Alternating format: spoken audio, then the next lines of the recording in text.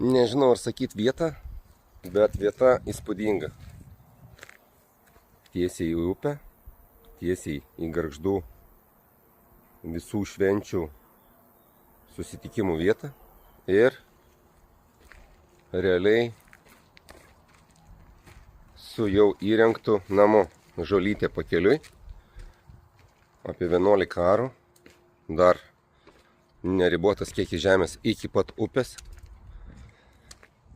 Čia galima darytis terasą ar svečių namelį, bet realiai pats pagrindinis namas jau padarytas. Jūs pažiūrėkite. Tyla, gamta, gera vieta, netoli stadionas, visi kiti reikalai. Apie 150 kvadratų, dar dokumentų nežiūrėjau, bet viskas padaryta, viskas. Atskirai svetainė, atskirai virtuvė su valgomuoju, kuris turi balkoną, terasą. Visi kondicionieriai, dujinis grindinis šildymas yra rūsys, švarus, daug vietos pasidėjimams. Visi tinkleliai nuo vabzdžių, aišku vaizdas.